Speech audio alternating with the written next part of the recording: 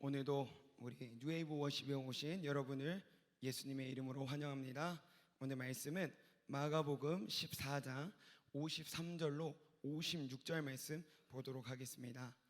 마가복음 14장 53절로 56절 말씀입니다. 우리 다 같이 읽겠습니다. 그들이 예수를 끌고 대제사장에게로 가니 대제사장들과 장로들과 서기관들이 다 모이더라.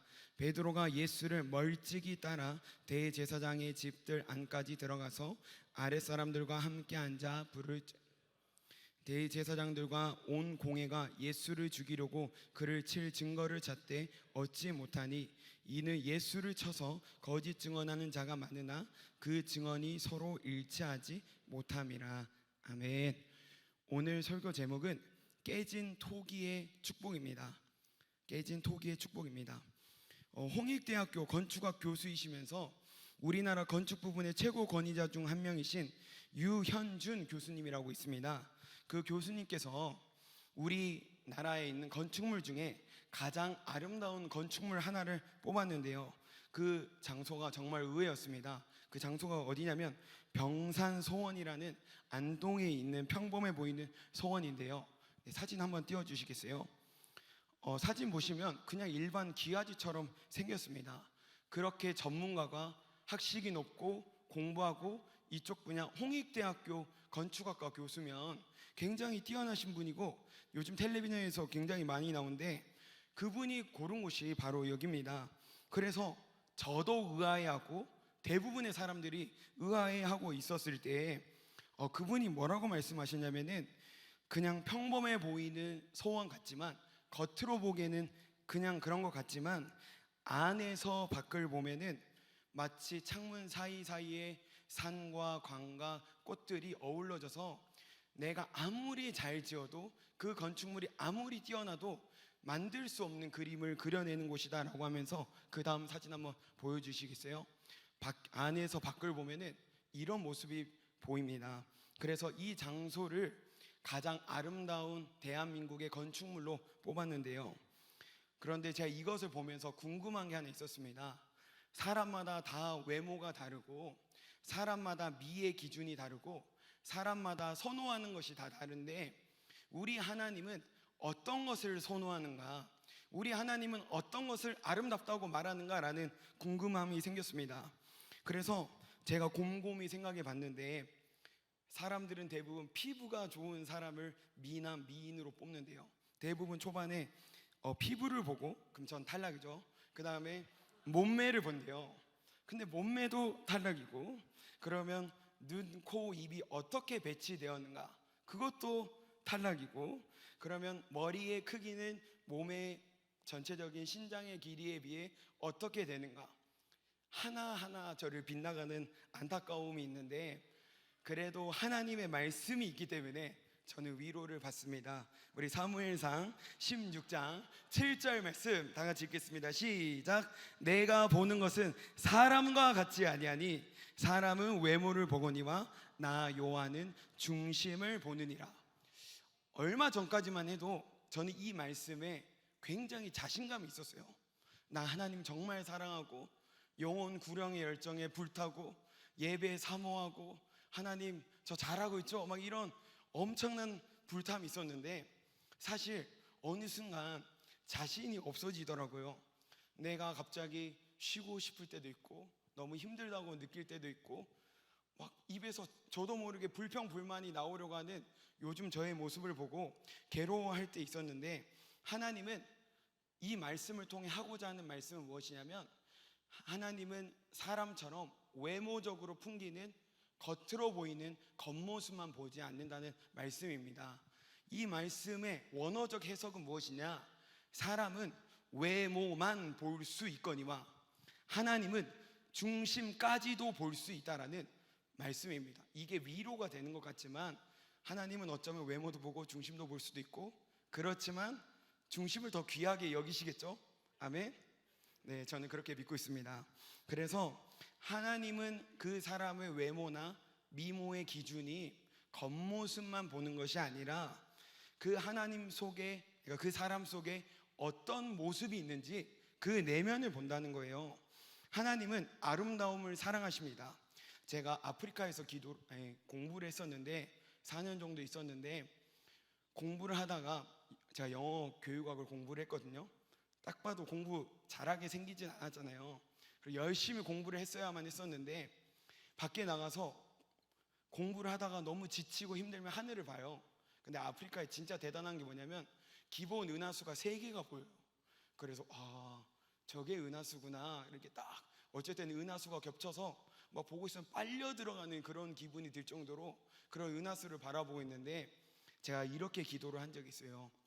하나님, 저렇게 아름답게 이 세상을 지으셨는데 나를 위해서, 우리 사람을 위해서 저렇게 지으셨다면서요. 그러면 제 머리도 좀 어떻게 안 될까요? 막 이렇게 기도를 한 적이 있었는데, 하나님께서는 굉장히 미적 감각이 뛰어나신 분이에요. 솔로몬이 아무리 비싼 옷을 입고 다녀도 내가 들에 핀 백합화보다 못하다라고 하나님께서 말씀하신 것처럼, 하나님은 꽃 하나도, 잡초같이 생긴 풀 하나도, 바다, 산, 그 모든 것 하나하나 미적 감각을 두고 세세하게 하나님이 만드셨다라고 창세기에서는 말하고 있습니다. 그러면 하나님은 아름다움이 있는 거예요. 사람이 아무리 아름다울지라도 그 행위가 악하고 그 생각이 악하고 거기서 나오는 그것들이 악할 때 하나님은 외모만 보고 그래 너 예쁘다라고 말씀하시지 않는다는 거예요. 그래 너 아름답다라고 말씀하시지 않는다는 거예요. 비록 외모는 부족해 보일지라도, 비록 외모는, 저보고 어제 기도회 인도하는데 누가 나보고 복고데이 하냐고 물어보더라고요. 그래서 복고데이 하는 것처럼 보일지라도 그 안에 중심이 살아있으면 하나님이 아름답다라고 말씀해 주시는 거예요. 그래서 이런 말씀도 있잖아요. 너희가 검거나 너희가 검으나 아름답다. 너희가 검으나 아름답다. 하나님께서는 하나님의 꿈이 있습니다. 아담과 하와가 선악과를 먹는 그 순간부터 하나님은 꿈이 있었어요. 그 꿈이 뭐냐? 선악과를 먹는 그 순간 하나님의 형상을 잃어버린 거예요. 선악과를 먹는 그 순간 하나님과의 관계가 단절되었는데, 그 사람을 통해서 하나님의 형상이 흘러나오는 것이 아니라, 하나님의 아름다움이 흘러나오는 것이 아니라 죄의 무서움, 죄의 더러움, 생각의 어려움들이 나오기 때문에 하나님의 꿈은 뭐냐?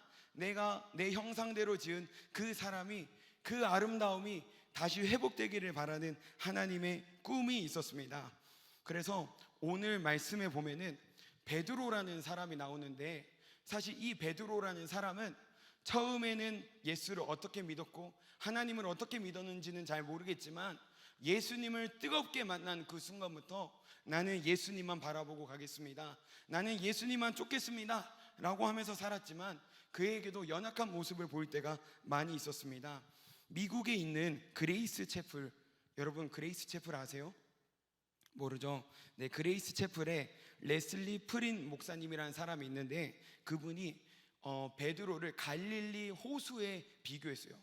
우리나라는 갈릴리 호수만큼 큰 호수가 없기 때문에 그것에 대해서 잘 모르지만, 너무 커서 평온하다가도 갑자기 돌풍이 불고, 또 돌풍이 불었다가도 갑자기 평온해지는, 바다에서나 일어나는 현상이 그 갈릴리 호수에서 일어날 정도로 굉장히 큰 호수인데, 베드로가 마치 조용해라 그러면 혼자 계속 궁시렁거리고, 깨어있으라 라고 하면은 자고, 이제는 그럼 자 그러면 혼자 깨어있고, 그러면 용감해라 그러면 혼자 겁먹고, 그래 너 좀 몸 좀 사려, 그래서 예수님이 너 몸 좀 사려야 할 때 그러라고 하면 갑자기 칼을 꺼내서 귀를 자르지 않나.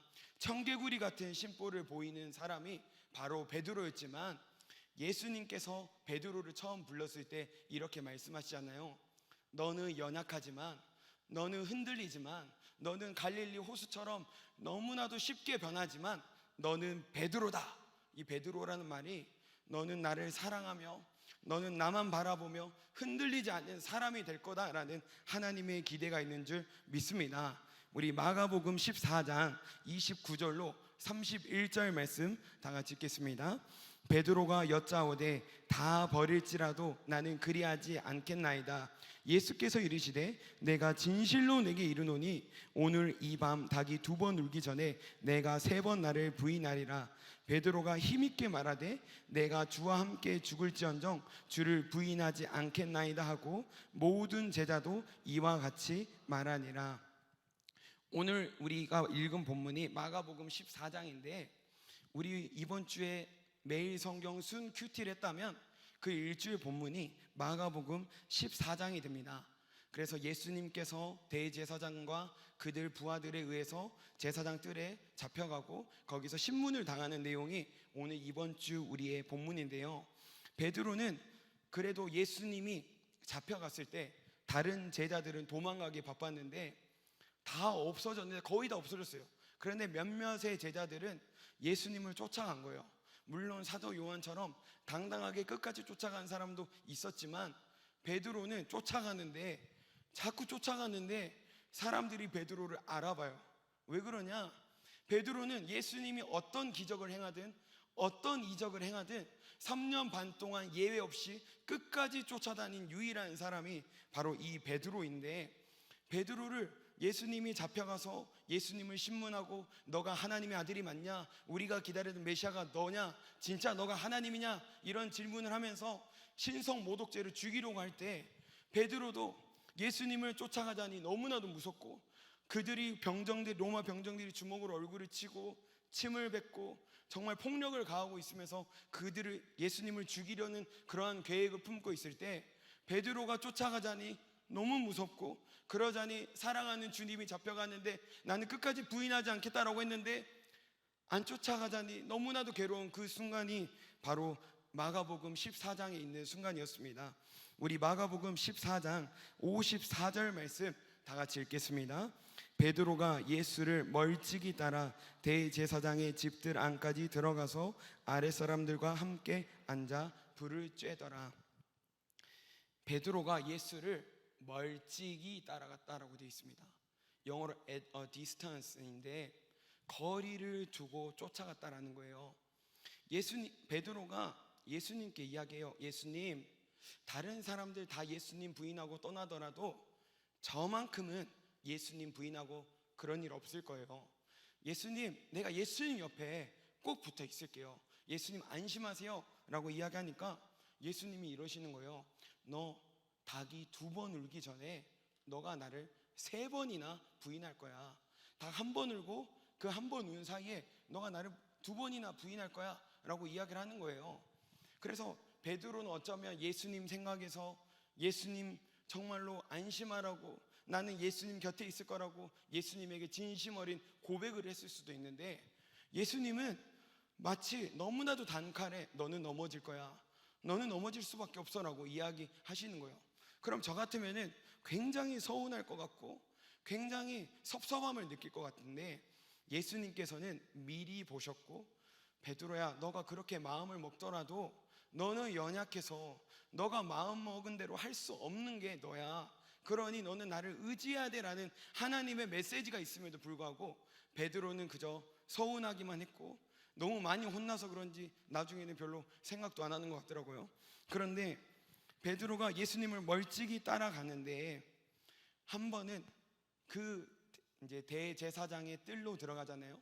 대제사장의 마당으로 들어가는데 그 문 앞을 지키고 있는 여종이 베드로를 알아보는 거예요. 너 그 나사렛 예수라는 사람과 한패 아니냐라고 말하는 겁니다. 우리 요한복음 18장 17절 말씀 한번 읽어보겠습니다. 문 지키는 여종이 베드로에게 말하되 너도 이 사람의 제자 중 하나가 아니냐 하니 그가 말하되 나는 아니라 하고.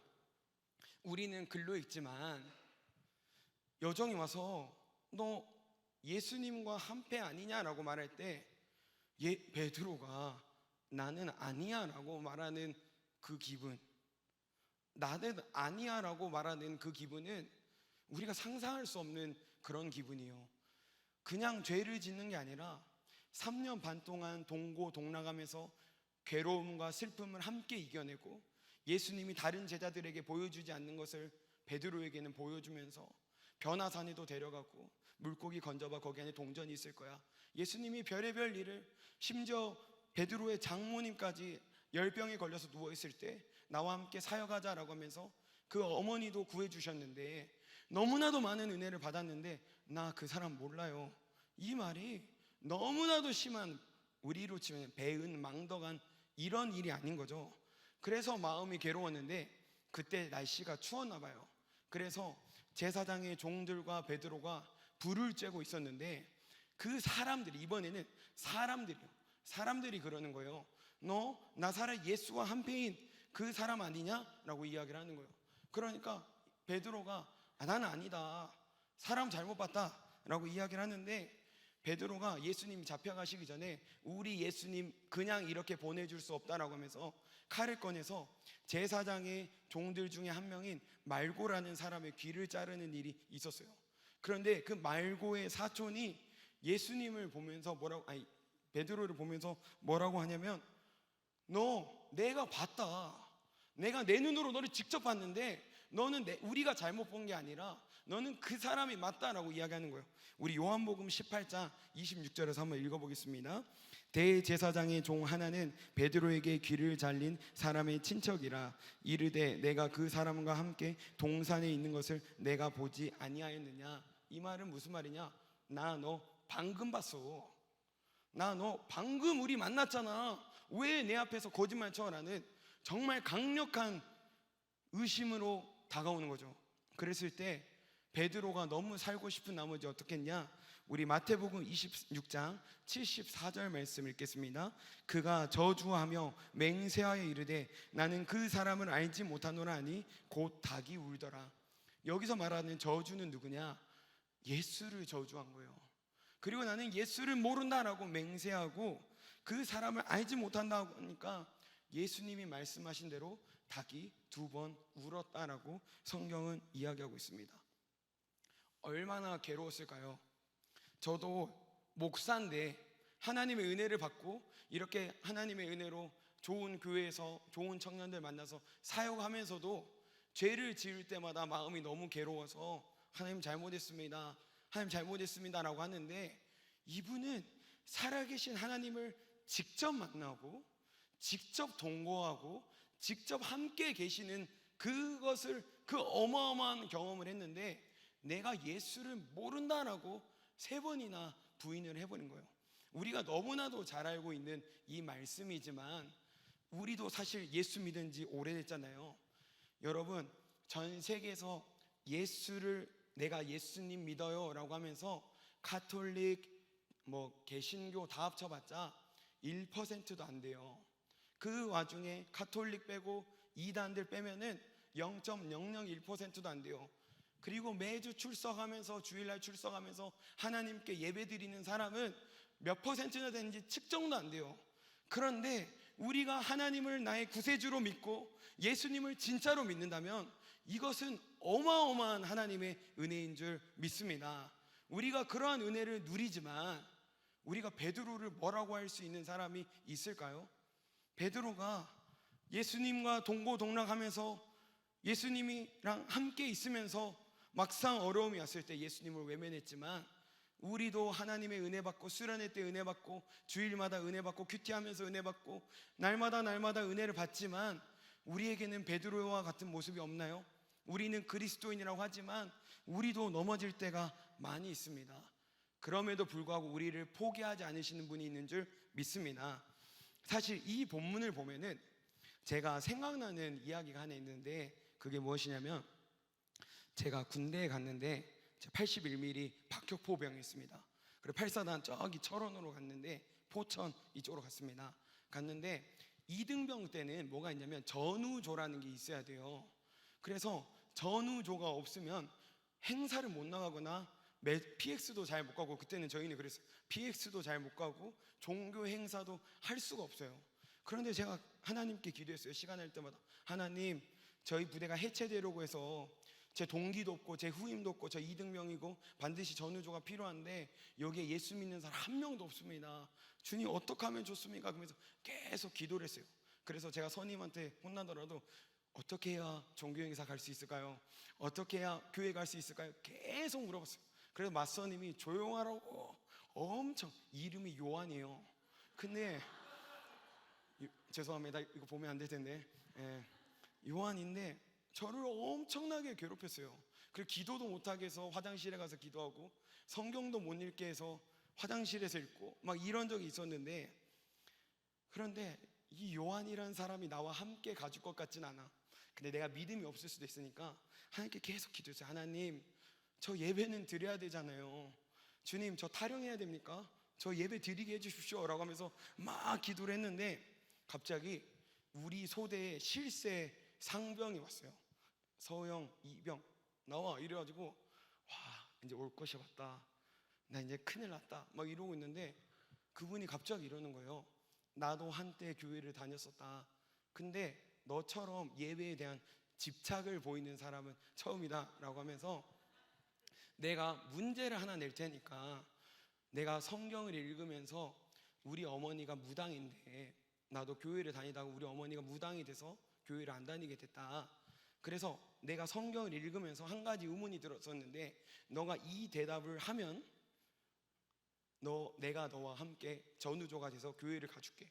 그런데 너가 이 문제에 대답을 못하면 너도 교회 가지 마 이러는 거예요. 와, 겁나 무섭더라고요. 그래서 주님 살려주세요, 마음속으로 주님 살려주세요. 여러분, 기도는 마음속으로도 할 수 있습니다. 아멘입니까? 기도는 하나님의 아이디어예요. 장소를 초월하고 소리가 있든 없든 할 수 있는 게 기도인 줄 믿습니다. 그래서 막 기도를 하는데, 그 질문이 뭐였냐면, 하나님은 왜 가룟 유다는 살려주고, 가룟 유다는 죽이고 베드로는 살려줬냐라는 거예요. 그런데 그 전날 큐티했던 게 뭐냐면, 후회와 회개의 차이였어요. 와, 여러분, 큐티가 이렇게 능력이 있습니다. 이미 하나님께서 확실한 공부를 하게 하시고, 베드로와 유다에 대해 달달 시간 할 때마다 성경 못 읽게 하니까 계속, 원래 하지 말하면 더 하잖아요. 막 큐티하면서 확 달달 외웠고 이제 간 거죠. 그래서 너무 행복했어요. 아, 우리 하나님 너무 좋으신 하나님, 여전히 내 기도를 듣고 계신 하나님 감사합니다 라고 하면서 이야기했죠. 가룟 유다도 후회는 있었어요. 아, 내가 잘못했구나, 내가 잘못 판단했구나. 성경을 읽어보면 하나님께서, 예수님께서 가룟 유다에게 기회를 안 준 게 아니에요. 가룟 유다에게 끊임없는 기회를 줬어요. 지금 나와 함께 이 빵을 만지고 있는 사람이 그 사람이다, 지금 나와 함께 있는 그 사람이 그 사람이다 라고 하면서 누가 자기를 팔자인지 끊임없이 돌이킬 수 있는 기회를 주셨어요.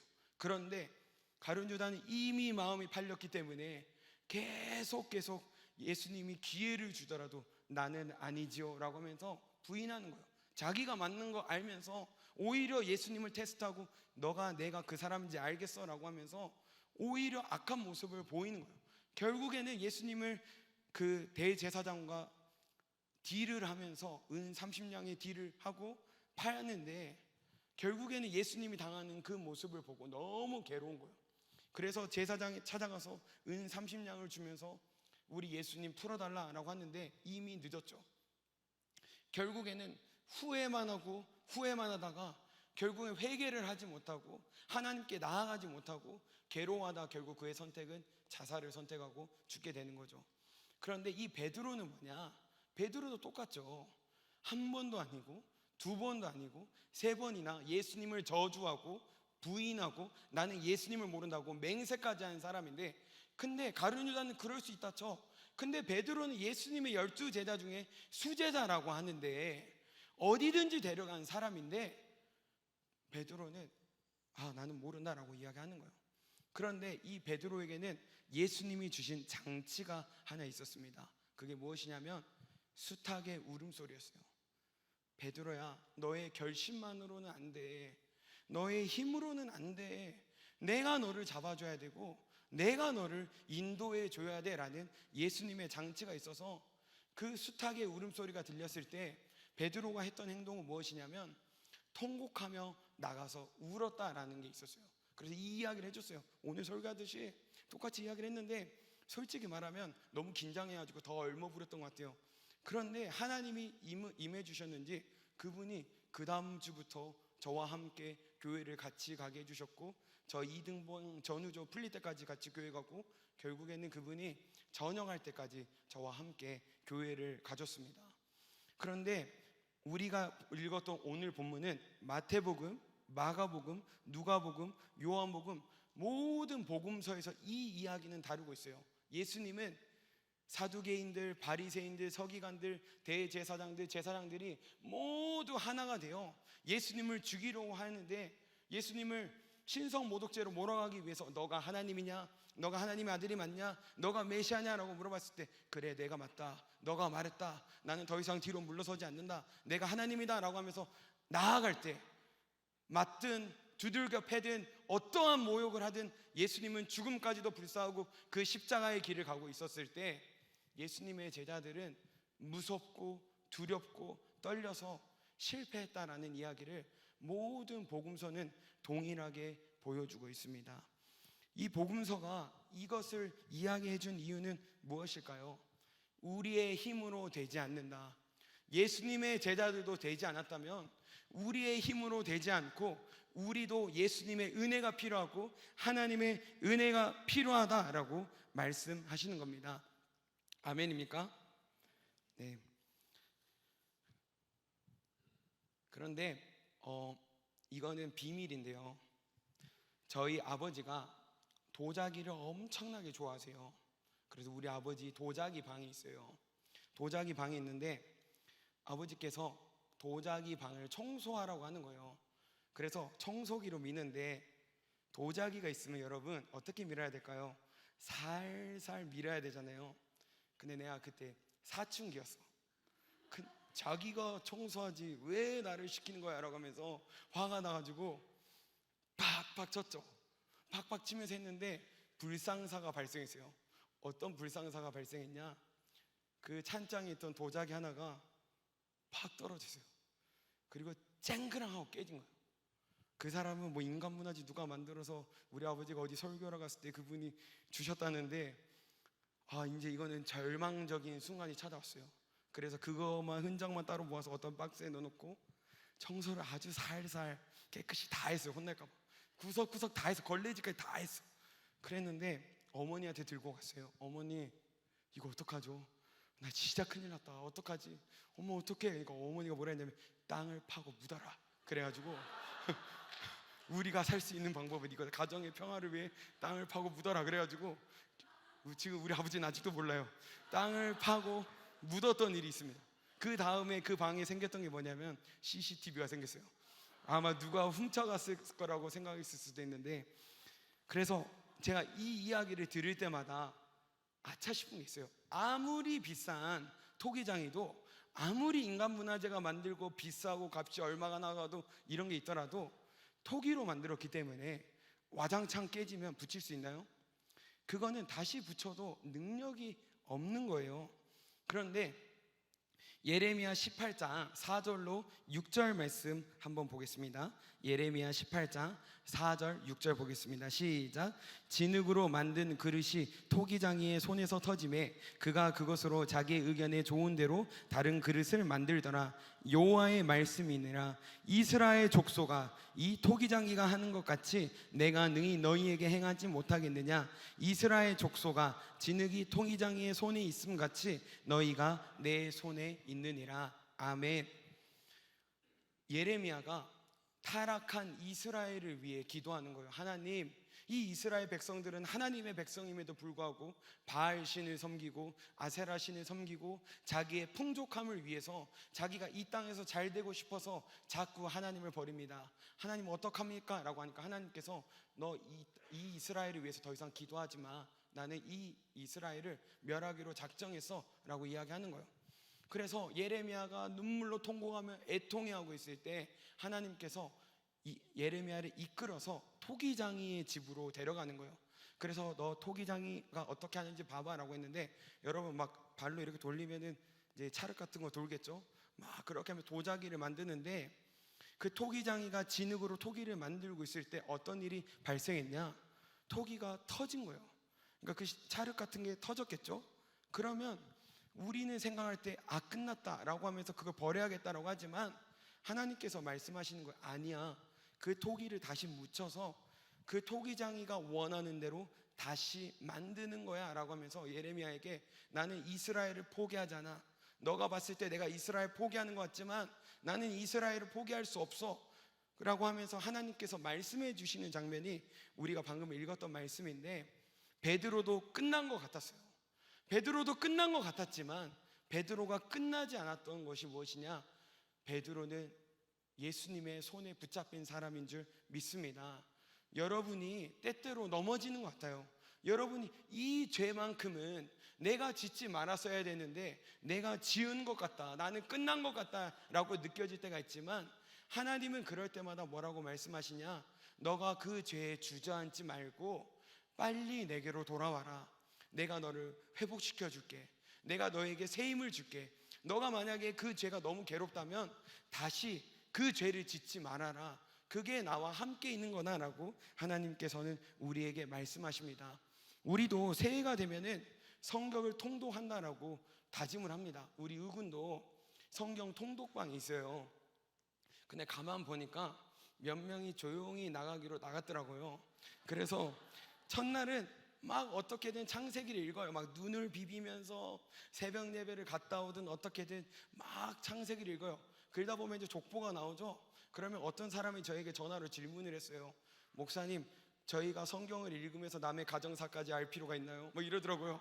그래서 위기가 찾아온 거죠. 그래도 첫 번째 위기를 버티면서 또 읽어요. 그럼 또 레위기 갈 때쯤에는 계속 이제 또 무슨 이야기가 계속 나오냐면은 소를 잡고 양을 잡고 뭘 잡고 불태워라, 잡아라, 태워라, 잡아라, 태워라, 이런 얘기가 계속 나오니까 주님, 아니 목사님, 우리가 이런 것도 알아야 되나요? 라고 하면서 질문하는 사람들이 있었어요. 그래도 주님이 읽으라고 했으니까 읽어봅시다. 거기에 심오한 뜻이 있는데 나중에 하나님이 가르쳐 주실 거예요 라고 하면서 했는데, 우리도 어때요? 새해가 시작하면은 하나님의 말씀대로 말씀 읽으면서 통독하며 살리라, 기도하며 살리라. 남들 주님의 사랑 당연히 여길 때 나는 주님의 사랑 당연히 여기지 않고 나는 하나님과 최고의 관계를 유지하면서 하나님의 사람이 되리라 라고 결단하지만, 우리 어때요? 때때로 예배가 힘들죠. 아, 굳이 토요일 예배까지 드려야 돼? 아, 금요 성령 집회까지 와야 돼? 왜 새벽에만 교회 와서 기도해야 돼? 이런 질문을 얼마나 많이 듣는지 모르겠습니다. 그런데 제가 예배에 대해 묵상하면서 느낀 게 뭐냐? 이 인생 절대로 우리의 힘만으로 살 수 없는 줄 믿습니다. 여러분 느끼지 않나요? 우리의 인생길은 꽃길만 있는 게 아니에요. 이 인생은 우리의 혼자 힘으로 살 수 있는 것이 아니라 하나님의 인도함이 날마다 필요한 줄 믿습니다. 그래서 베드로에게는 하나님께서 끝까지 손에 붙들기 위해 장치가 있었어요. 바로 이 수탉의 울음소리라고 했는데, 저에게도 마치 이 찬양이 나오면은 왈칵할 때가 있어요. 저는 이제 벌써 전도사, 강도사, 목사 된 지 수년이 지났는데, 처음에 초심은 어디든지 갈게요.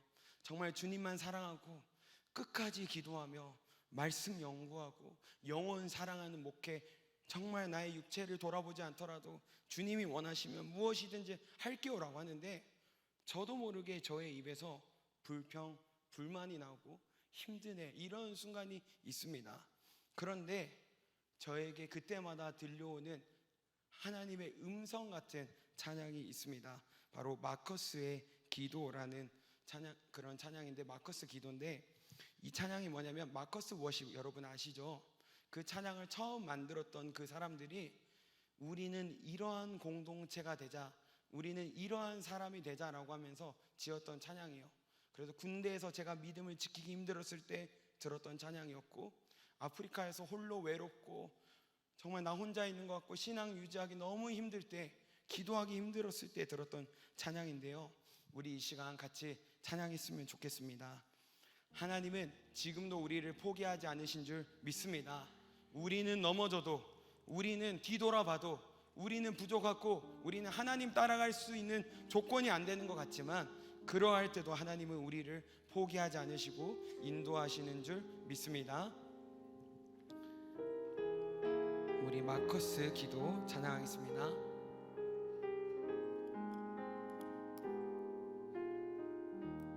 그리스도 예수는 나의 주.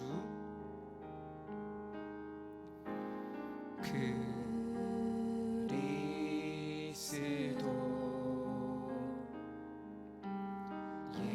예수는 나의 주. 내가 드릴 것 오직 기도와 감사.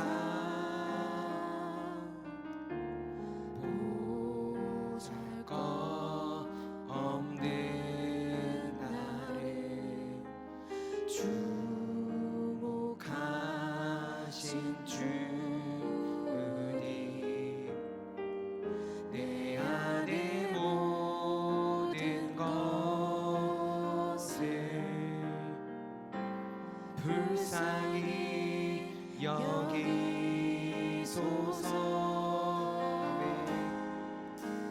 나를 보내주소서.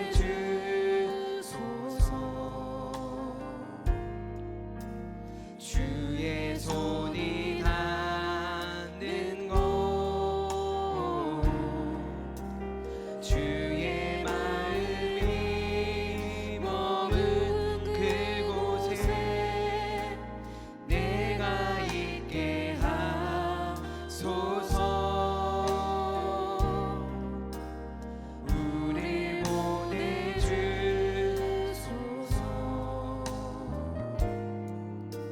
서게 하소서.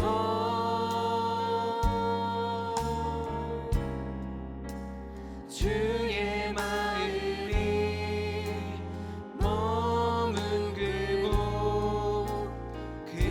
그곳으로. 우리 조금만 더 빨리 하겠습니다. 나의 욕심,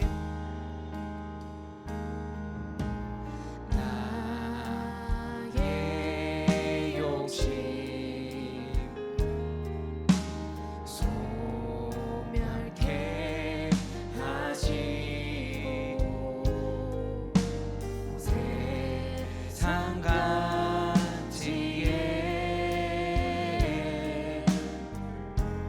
물들지 않게 하소서. 주님만 경배하니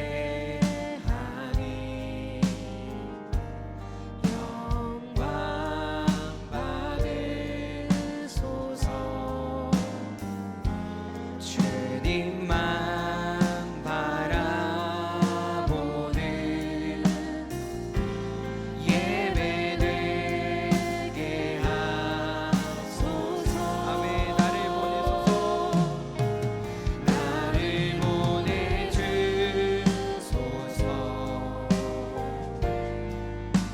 주의 손이 닿는 곳,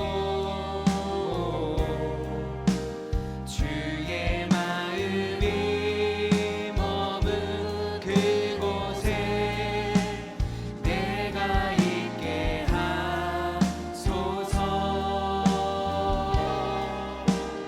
우릴 보내주소서.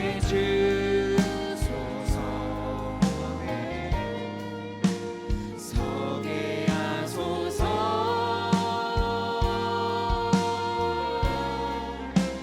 주의 마음이 머문 그곳으로. 우리 이 시간 기도했으면 좋겠습니다. 이 찬양을 앨범으로 들어보면 예배 실황을 녹음한 건데 거기에 마커스 워십 인도자가 이런 소리를 합니다. 예배 실황을 녹음하는 것이기 때문에 우리는 앨범은 실패할지라도, 우리가 이 앨범은 실패할지라도 이 예배는 실패하면 안 됩니다 여러분 이라고 하면서 호소하는 장면이 나옵니다. 여러분, 우리는 예배를 어떻게 드리고 있습니까?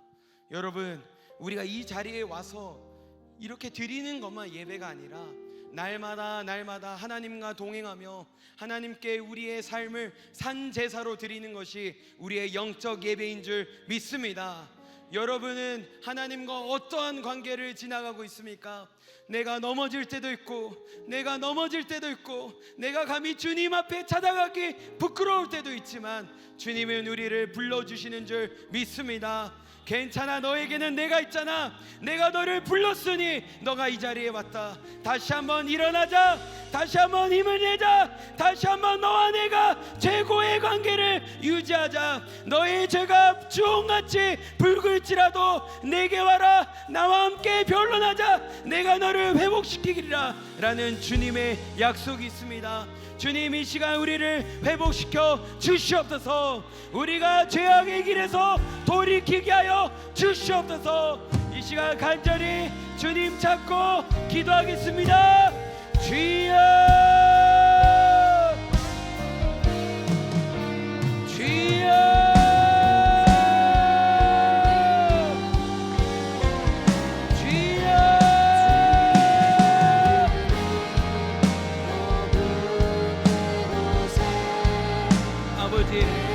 다른 사람들은 다 죄에 넘어질지라도, 다른 사람들은 다 죄에 넘어질지라도 나만큼은 예수님 부인하지 않을게요.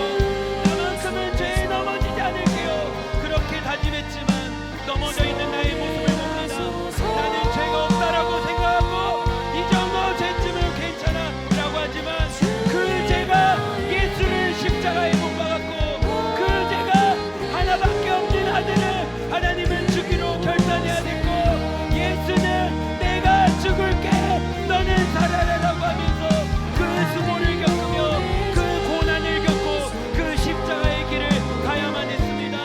우리는 예수를 알아보지 못하고 너가 하나님의 아들이냐, 너가 하나님의 아들이냐 라고 말하지만 주님, 그분은 우리를 보게 할 수 없어서 두렵고 떨리지만 홀로 그 십자가의 길을 갔습니다. 주여, 아버지여, 어찌하여 나를 버리시나이까. 주님, 우리가 그 사랑을 잊어버리지 않게 하여 주시옵소서. 내 속에서 하나님의 영상이 드러나지 않고 죄악된 모습이 드러나는 것을 당연히 여기지 않게 하여 주시옵소서. 예수님의 마지막 외침, 내가 다 이루었도다. 너가 아버지께로 갈 수 있는 길, 너가 회개할 수 있는 길, 내가 이르려 내가 열었다. 내가 열었다. 주님, 회개하지 않는 우리의 모습을 봅니다. 나에게서 죄악된 모습이 날마다 자연스럽게 나와도 주님 바라보며 돌아서지 않는 우리의 모습을 봅니다. 고난 주간을 지나가고 있음에도 불구하고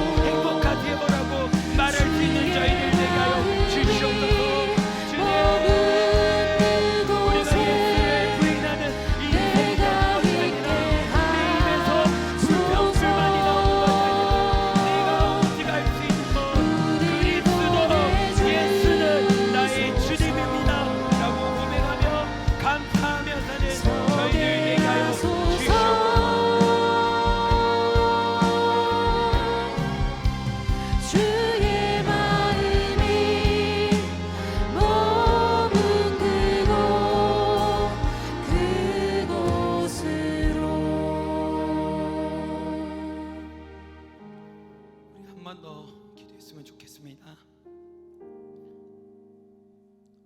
우리가 생각할 때 베드로는 너무나도 연약해 보이지만 결국에 베드로가 예수님을 만나게 되고 세 번이나 부인했던 그 예수님은 베드로에게 너 나 왜 부인했어? 너 나에게 어떻게 그럴 수 있어? 라고 말씀하시는 것이 아니라 너 나 여전히 사랑하지? 라고 물었습니다. 우리는 죄에 넘어지지만 주님이 우리를 여전히 사랑하고 계시고 우리의 사랑을 갈구하고 계시고 바보처럼 오늘도 하나님의 자녀들이 자기를 바라봐 주기를 바보처럼 지금도 사랑받고 싶어서 그 하나님이 사랑받고 싶어서 우리를 이 자리에 부르신 줄 믿습니다. 우리 이 시간 베드로의 고백 한번 하나님께 올려드리고 기도하는 시간 갖도록 하겠습니다.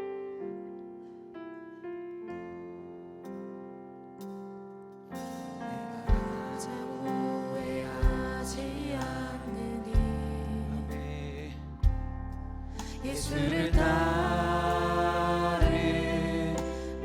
따르느니 내 금을 버리고 내 사람들 뒤로 하고 나를 부르신 주님과 동행하느니 나를 평생에 소원하느니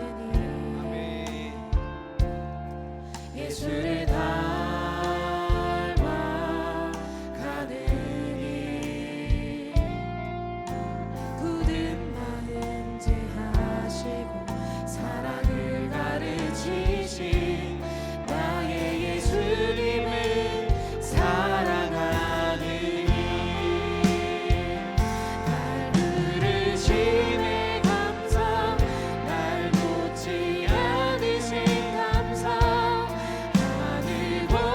버리고 날 사랑하심에 감사 나의 모든 삶을 남은 모든 인생을 예수님과 함께 걷겠습니다.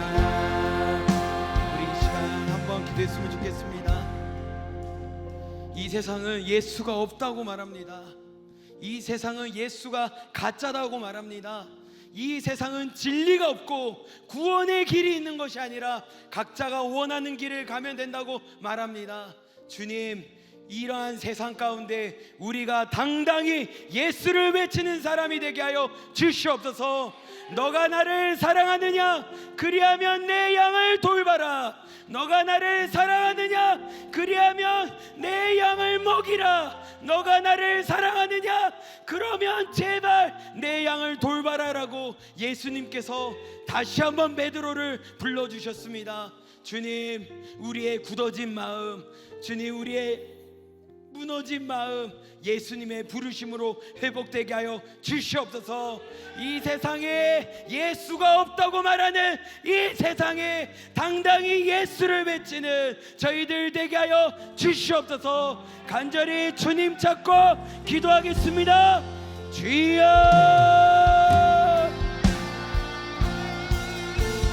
주여,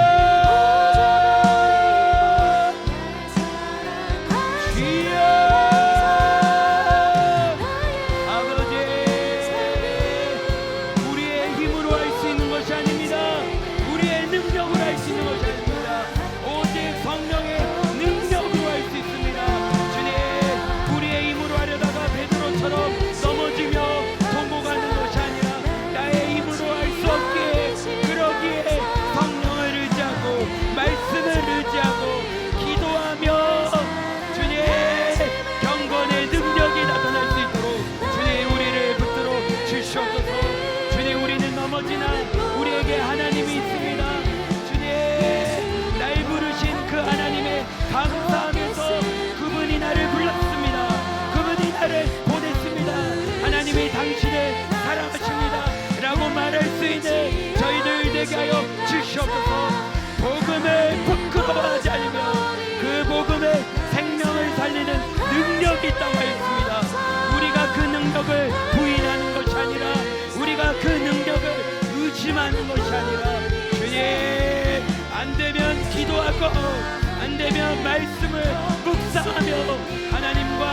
걸어가는 저희들 되게 하여 주시옵소서. 주님, 우리는 연약합니다. 우리는 베드로의 이야기를 알고 있지만, 머리로는 알지만 내 삶에 적용하지 못합니다.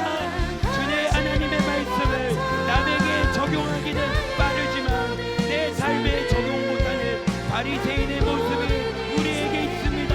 주님, 우리가 우리 삶을 돌아볼 수 있게 하여 주시옵소서. 우리 삶을 돌아볼 수 있게 하여 주시옵소서. 주님, 아버지, 내가 예수 믿는 사람 되게 하여 주시옵소서. 내가 예수의 편지 되어지게 하여 주시옵소서. 내가 그리스도의 향기 되어지게 하여 주시옵소서. 모든 이들 말하고 많은 이들 말하지만 정작 가지 않는 그 길 우리 주 X가 가게 하여 주시옵소서. 거침없이 담대하게 주님 복음 전하는 저희들 되기를 간절히 소원합니다. 그것이 아무도 예수가 없는 것 같고 아무도 예수를 믿지 않은 것 같지만 우리의 대장 되시는 예수님 따라가게 하여 주시옵시고, 주님, 하늘과 땅의 권세를 너에게 주노니라는 그 말씀을 위하여 나아가는 저희들 되게 하여 주시옵소서. 주님, 아버지, 주님, 연약합니다. 지금 기도해도 우리는 넘어지는 존재입니다. 그렇지만 우리가 하나님의 손에 있게 하여 주시옵시고, 비록 도기장이가 진흙으로 도기를 만들고 있어도 실패한 것 같지만 터진 것 같지만 주님의 뜻대로 다시 빚으실 줄 믿습니다. 베드로가 넘어졌지만 하나님이 다시 일으켜주셨던 것처럼 우리 청년들 넘어지더라도 그 마음 바꿔주시고 우리의 중심을 하나님 보시기에 아름다운 사랑으로 바꿔주시고 우리를 바라보고 있으면 예수가 보이게 하여 주시옵소서. 나의 모든 삶을 남은 모든 인생을 예수님과 함께 걷겠습니다.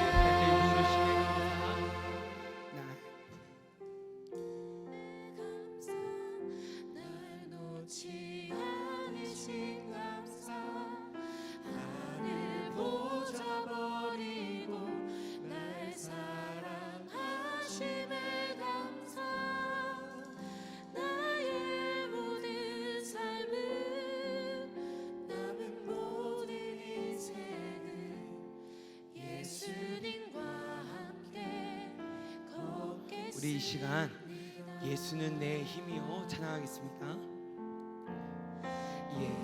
예수는 내 힘이요 나의 기쁨 내 찬송만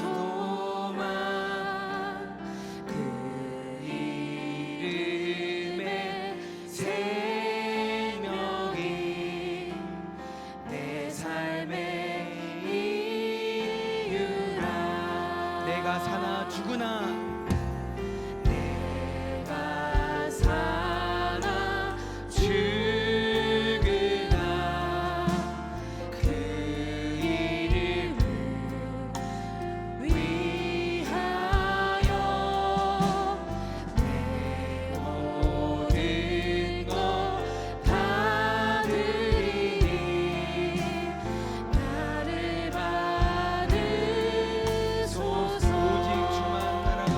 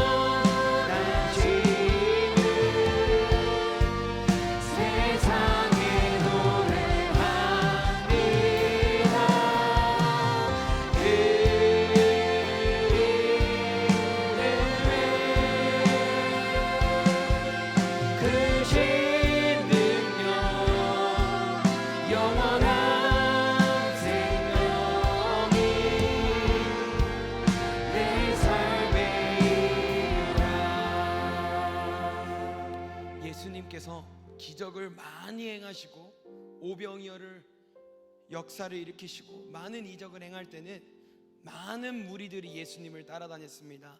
하지만 예수님이 나는 곧 죽을 거야, 나는 곧 십자가의 길을 갈 거야 라고 했을 때 오히려 많은 사람들이 예수를 떠났습니다. 그래서 오히려 예수님도 너희도 나를 떠나려느냐 라고 이야기했습니다. 그럴 때 영생의 말씀이 주께 있사오니, 영생이 주께 있사오니 우리는 주님을 떠나지 않겠습니다 라고 고백했지만 막상 두려움과 어려움이 있을 때 넘어지는 우리를 봅니다.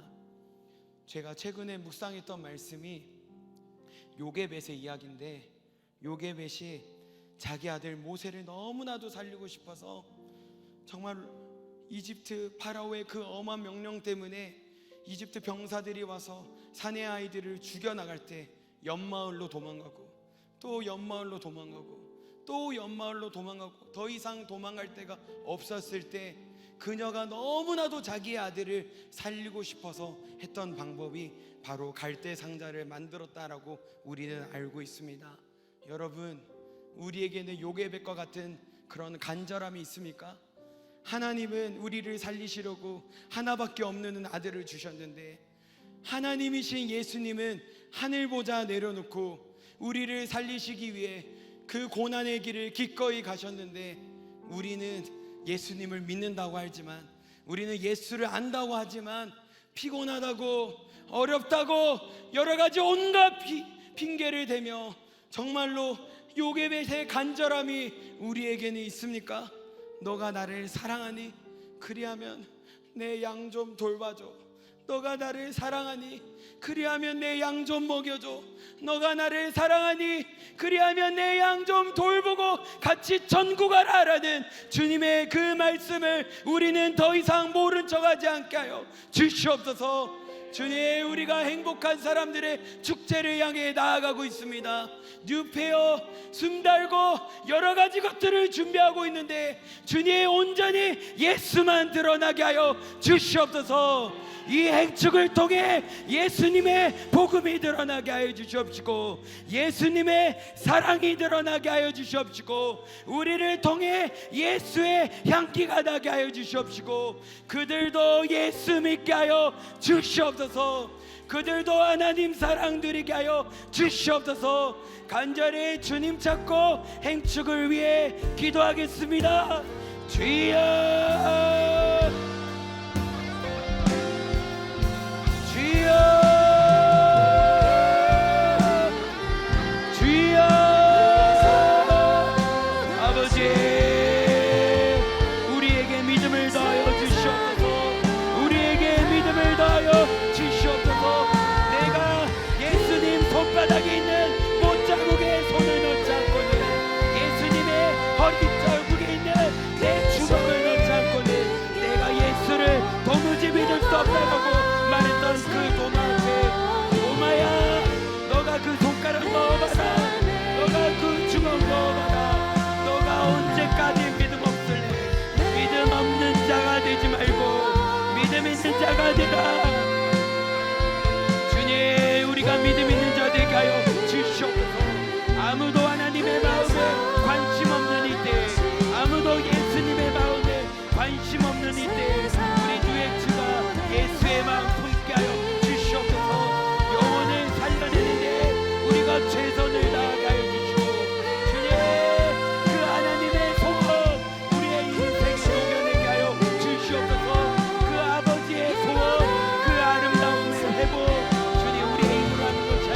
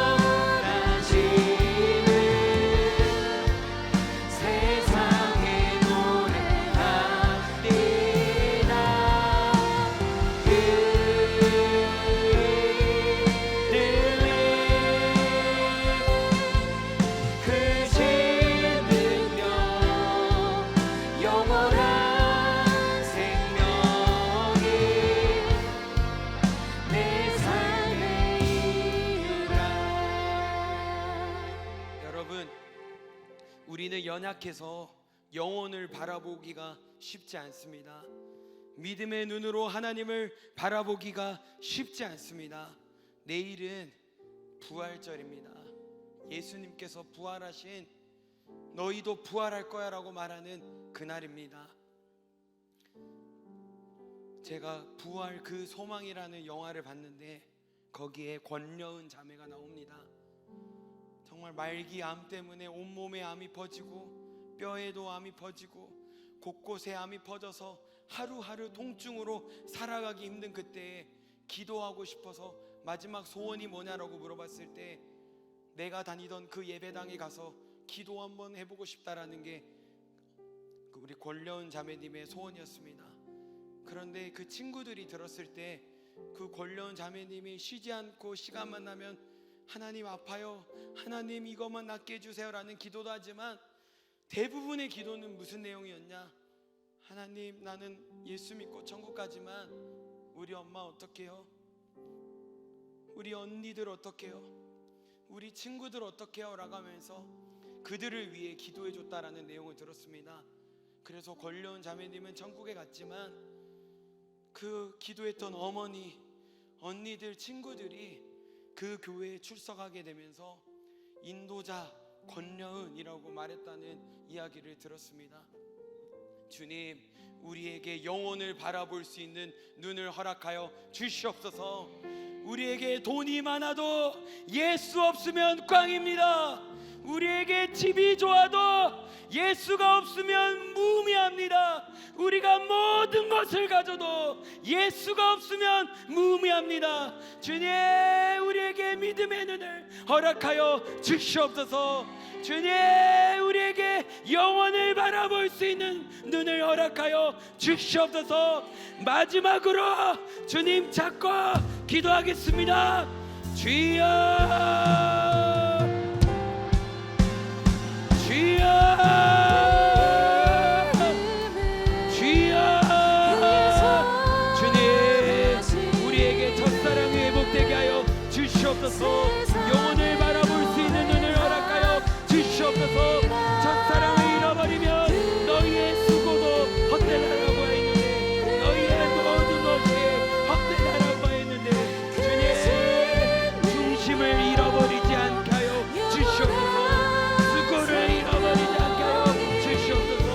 아버지, 아버지, 우리가 우리 주위를 바라볼 수 있는 믿음의 눈을 주사 하나님의 시선이 머문 그곳에 우리의 시선이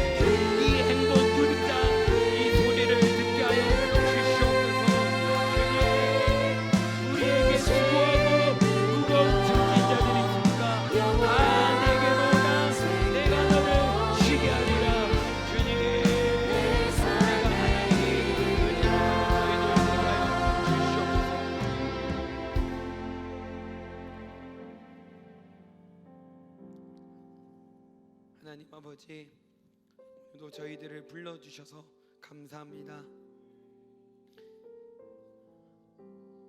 우리 혼자 이 세상 살 수 없다고, 우리에게 하나님 아버지가 있다고 가르쳐 주시기 위해 우리를 이 자리에 불러주신 줄 믿습니다. 아무도 해결할 수 없는 이 죄의 문제까지 하나님이 해결해 주셨다면, 하나님이 원하시면 모든 문제 해결해 주실 수 있는 줄 믿습니다. 기도해도 소용없다라는 세상의 소리에 귀 기울이지 않게 하여 주시옵시고, 하나님 믿어도 소용없다는 세상의 소리에 귀 기울이지 않게 하여 주시옵시고, 전도해도 소용없다는 세상의 소리에 귀 기울이지 않게 하여 주시옵시고, 하나님의 말씀을 붙들고 나아가는 저희들 되게 하여 주시옵소서. 주님, 때때로 우리는 연약하고 때때로 우리는 연약해서 넘어질 때가 있지만, 그러할 때 우리가 바라봐야 되는 것이 주님의 은혜임을 잊지 않게 하여 주시옵시고, 우리가 있어야 될 곳이 주님 품임을 잊지 않게 하여 주시옵시고, 주님 품에 거하는 저희들 되게 하여 주시옵소서.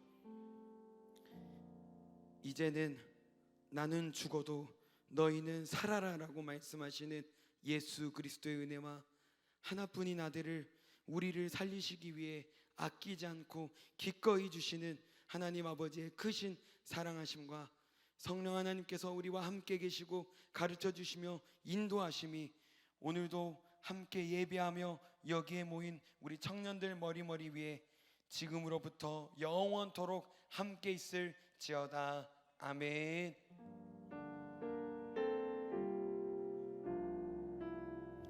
우리 하나님 아버지께 영광의 박수 올려